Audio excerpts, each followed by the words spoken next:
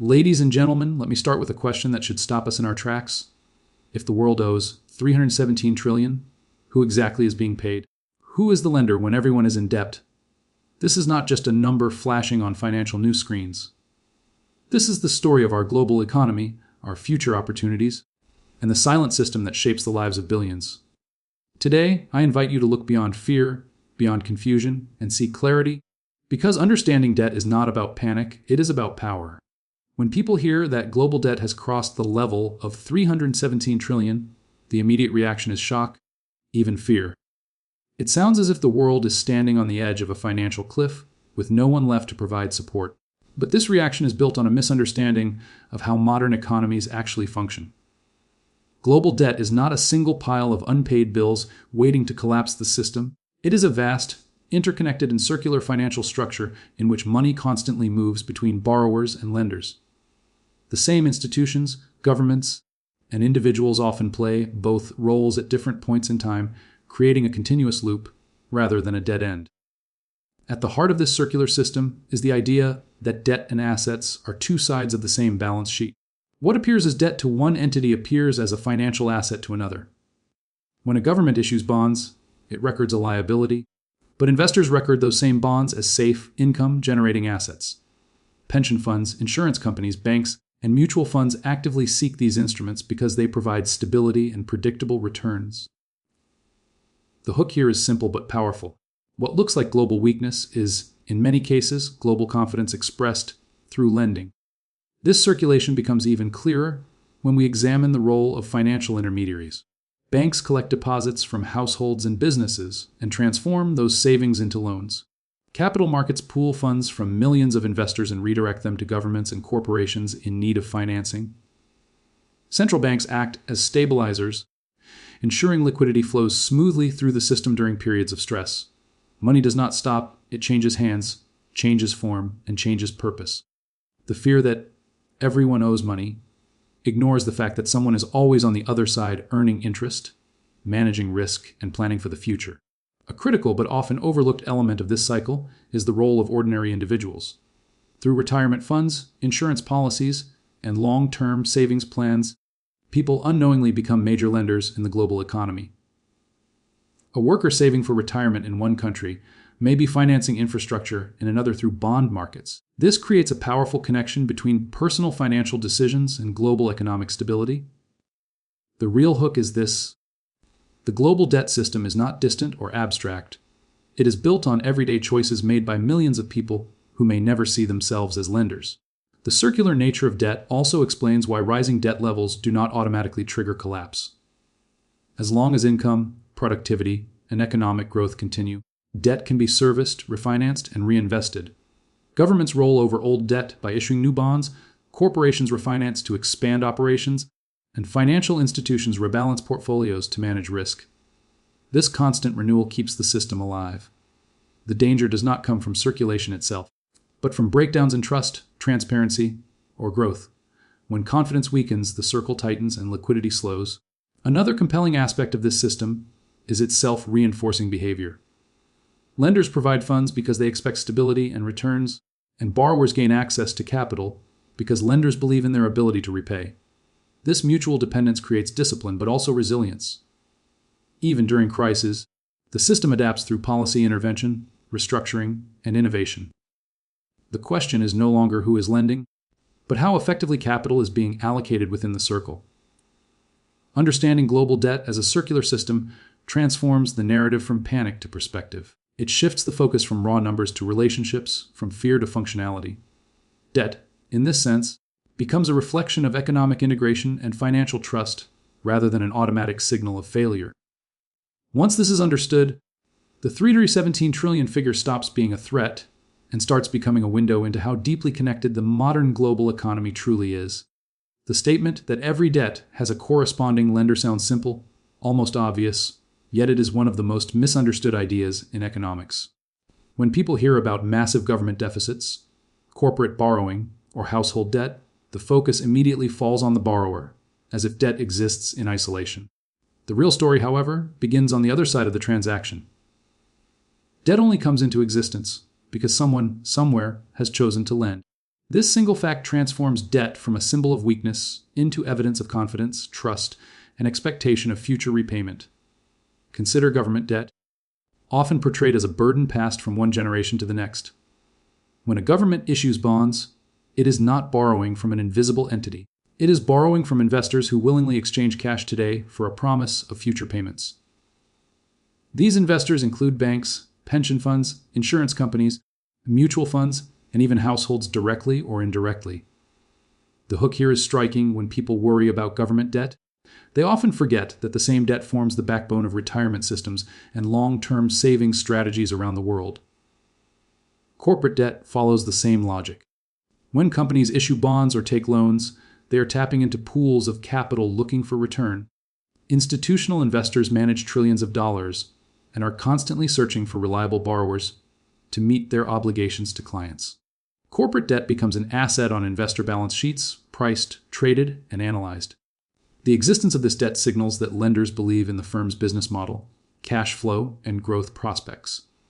Without lenders, expansion, innovation, and job creation would slow dramatically.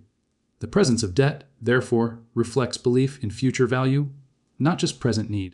The role of the financial system is to connect these borrowers and lenders efficiently. Banks, capital markets, and non-bank financial institutions act as bridges, ensuring that surplus funds find productive use. A household deposit becomes a business loan. A pension contribution becomes government infrastructure financing. Money does not disappear after it is borrowed. It changes ownership, purpose, and risk profile. This flow creates income streams for lenders while enabling borrowers to invest, spend, and grow. The hidden hook is that modern economies function not despite debt, but because of these lending relationships. International debt adds another layer of complexity. Countries often lend to one another through foreign exchange reserves and sovereign wealth funds. A nation running a trade surplus accumulates financial assets by lending to deficit countries. This means that global imbalances are reflected in cross-border lending, not unilateral dependence. Even when a country is heavily indebted, it may simultaneously be a major lender through its financial institutions. This dual role challenges the simplistic narrative of debtor nations versus creditor nations. Central banks also play a crucial role as lenders, especially during periods of crisis. Through monetary policy tools, they provide liquidity to stabilize financial markets. When central banks purchase government bonds, they become lenders of last resort, ensuring that borrowing costs remain manageable. This is not charity, it is a strategic decision to maintain financial stability and economic continuity. The presence of a lender, particularly a credible one, can be the difference between recovery and collapse. Understanding that every debt has a lender forces a shift in perspective. Debt is not a one-sided burden, but a contractual relationship built on expectations, incentives, and shared risk. When debt levels rise, it means lending has also increased, reflecting both the supply of capital and the demand for investment. The real risk lies not in the existence of debt, but in mismatched expectations between borrowers and lenders. When trust breaks down, lending slows and the system tightens.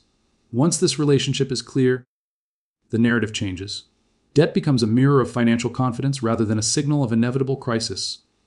It reveals who holds capital, how risk is distributed, and where economic power truly lies. In a world where every obligation is matched by an asset, the question is no longer who owes money, but who believes strongly enough in the future to lend it. Debt is often spoken about as if it were a warning sign, a red light flashing over economies and institutions. Yet history shows a different reality. The most advanced economies, the most innovative companies, and even the most transformative social projects have relied on debt at critical moments. The uncomfortable truth and the powerful hook is that progress rarely happens without borrowing from the future. Debt, when structured and applied wisely, is not a threat to economic health. It is one of its most effective instruments. At its core, debt allows economic actors to shift resources across time. Governments use debt to invest today in projects that generate long-term benefits, such as transportation networks, energy systems, education, and healthcare. These investments raise productivity, expand the tax base, and create the capacity to service the debt itself. In this sense, debt becomes self-reinforcing. The problem emerges only when borrowing is disconnected from value creation. When debt finances growth, it strengthens the economy. When it finances stagnation, it weakens it.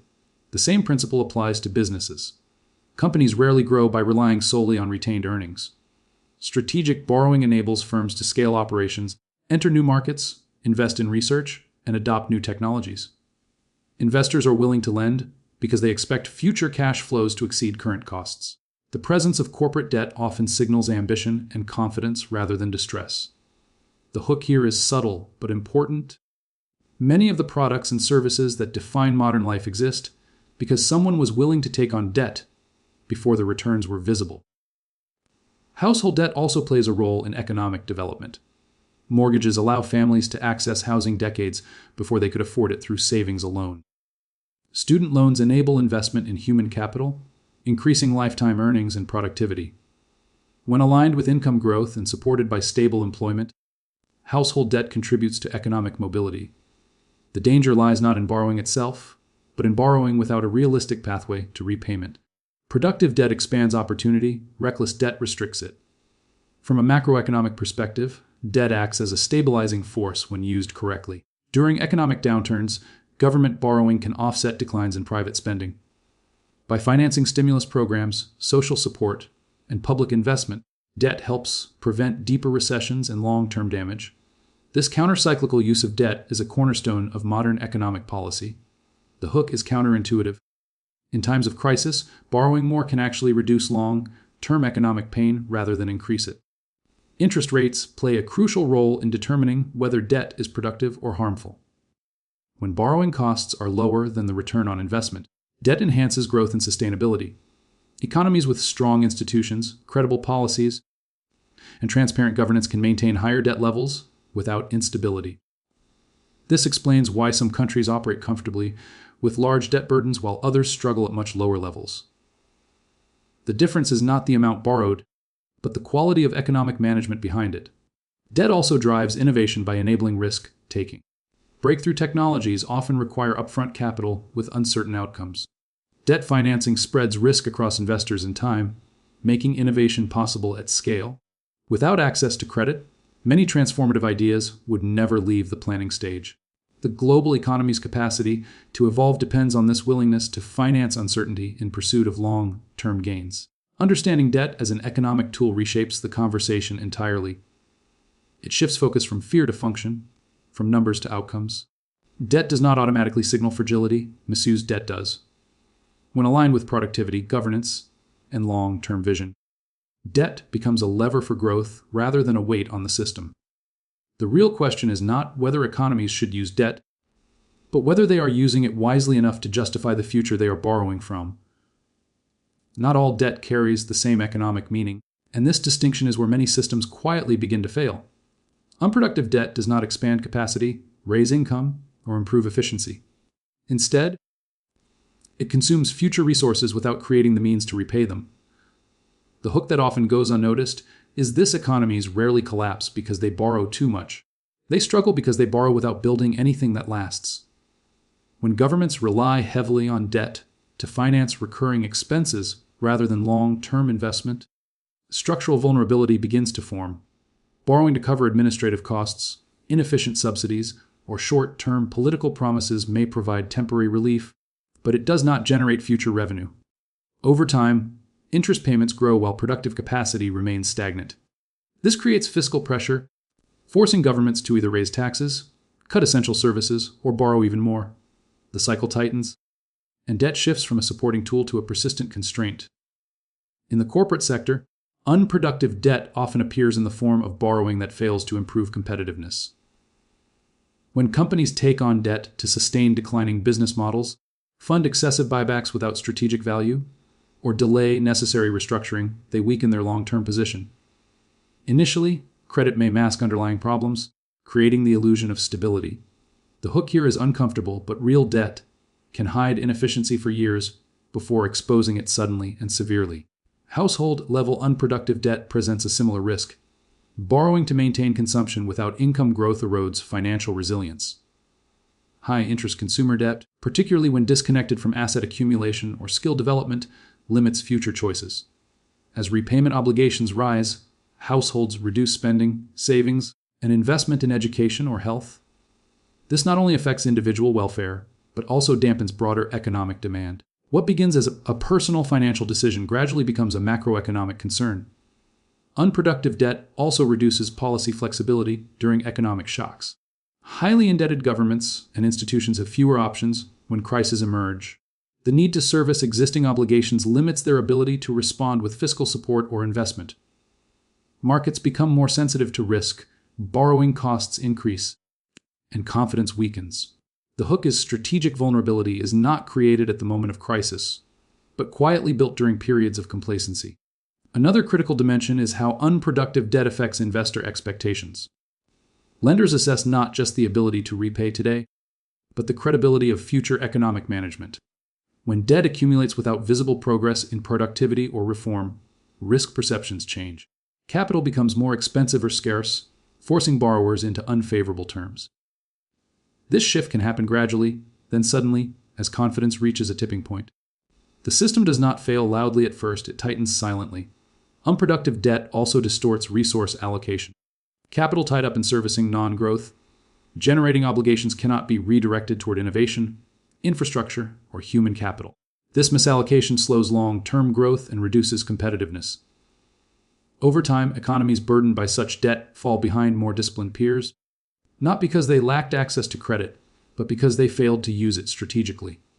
The deeper danger of unproductive debt lies in its compounding effect. As interest accumulates, future borrowing increasingly serves to refinance the past rather than build the future. This creates dependency rather than development. The longer this pattern persists, the more difficult correction becomes. Understanding this dynamic reframes debt sustainability as a question of purpose, not scale. Debt that does not build capacity ultimately builds fragility, leaving economies exposed when conditions inevitably change. Behind every discussion of global debt, there is an invisible force quietly shaping outcomes, central banks, and financial markets. While headlines focus on how much is owed, the real power lies in who controls the price of money and the flow of liquidity. The hook is simple but profound. Debt does not become dangerous because it exists. It becomes dangerous when the conditions governing it suddenly change. Central banks sit at the center of this dynamic through their control of interest rates and monetary policy. By adjusting policy rates, they influence how expensive or cheap borrowing becomes for governments, corporations, and households.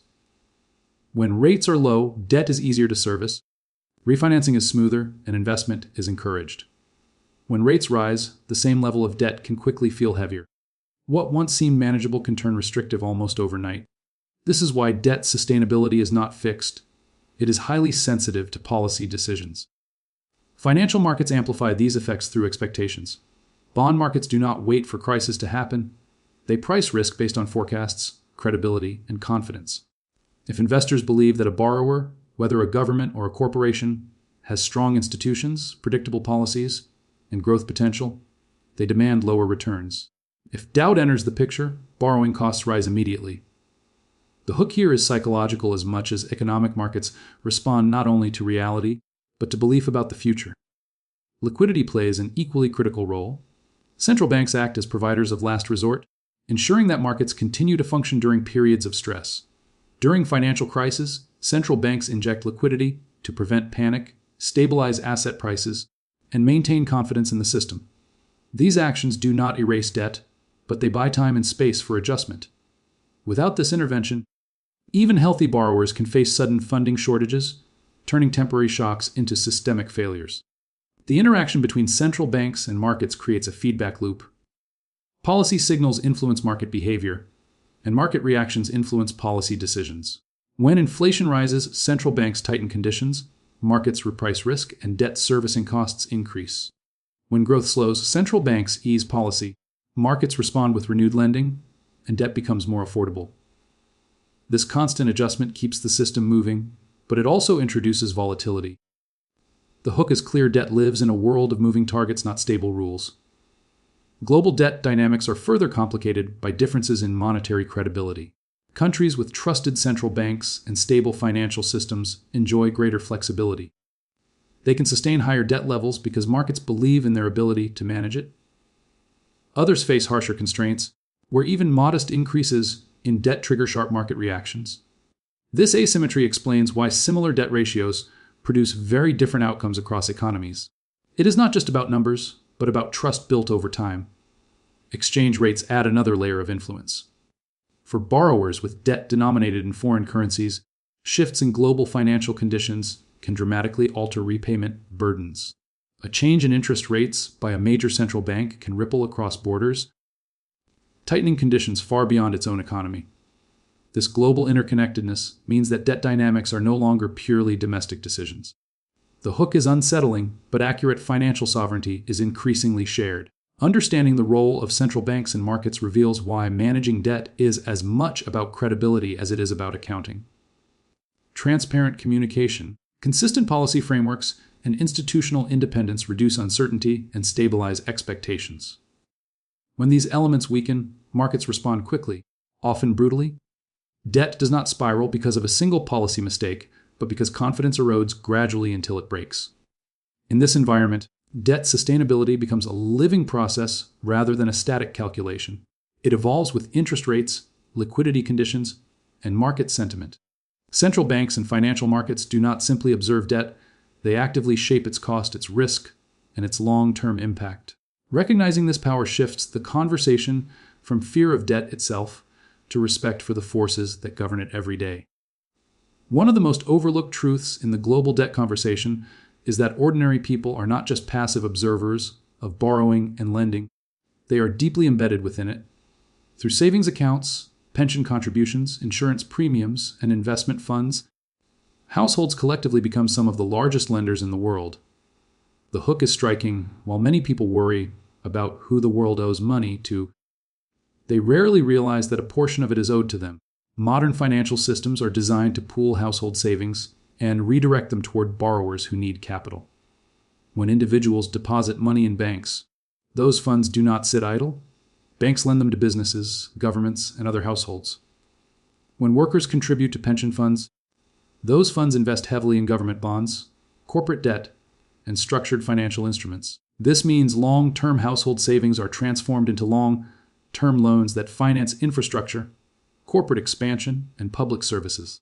The quiet reality is that everyday financial discipline fuels global borrowing. Insurance companies operate on a similar model. Premiums collected from millions of policyholders are invested to generate returns that cover future claims. A significant share of these investments flows into debt markets because of their relative stability and predictability. Government and high-grade corporate bonds become essential tools for matching long-term liabilities with long-term assets. The hook here is subtle but powerful. Financial security for households is directly linked to the ability of borrowers to honor their debts. This indirect lending role gives households an unexpected position of influence. When savings rates rise, the supply of loanable funds increases, lowering borrowing costs and encouraging investment. When households reduce savings or shift toward short-term consumption, capital becomes scarcer and debt becomes more expensive. While individual decisions may seem insignificant, their collective impact shapes financial conditions across entire economies. The global debt system responds not only to policy and markets, but to household behavior repeated at scale. Retirement systems highlight this connection even more clearly. Aging populations depend on stable returns from debt instruments to fund future income. Governments and corporations rely on these same funds as sources of financing. This creates a mutual dependence where savers need borrowers just as much as borrowers need savers. The hook challenges a common assumption. Debt is not a one-sided obligation, but a shared arrangement that supports long-term financial planning for millions of people. Households also bear risk through this role, often without fully recognizing it. When debt is used productively and economies grow, savers benefit from stable returns and financial security. When debt is mismanaged, the consequences extend beyond borrowers. Lower returns, higher inflation, or financial instability directly affect pensions, savings, and insurance coverage. This is why debt sustainability is not an abstract policy concern. It has tangible implications for household wealth and future income. Globalization has further expanded this dynamic. Household savings in one country can finance debt in another through international capital markets. A pension fund in one region may hold bonds issued by a foreign government or corporation. This interconnection spreads both opportunity and risk across borders. The hook here is revealing financial well-being at the household level is increasingly tied to global economic management rather than local conditions alone. Understanding households as indirect lenders reframes responsibility within the debt system. It emphasizes the need for financial literacy, transparent institutions, and sound governance. When people understand where their savings are invested, they become more aware of how economic decisions affect their future. This awareness can influence demand for accountability, prudent policy, and sustainable growth. The global debt narrative often focuses on large numbers and powerful institutions, but its foundation rests on millions of individual choices to save, insure, and invest. These choices supply the capital that keeps the system moving. Households may not negotiate interest rates or issue bonds, but their collective actions determine whether capital is abundant or scarce. Recognizing this role transforms households from spectators into silent stakeholders whose financial futures are inseparably linked to the health of global debt markets. Let me close with this thought. The question is not, who is the lender if everyone owes money? The real question is, will we remain unconscious participants or informed decision makers? Debt will continue to exist, numbers will continue to grow, but knowledge is what separates those who are controlled by the system from those who use it.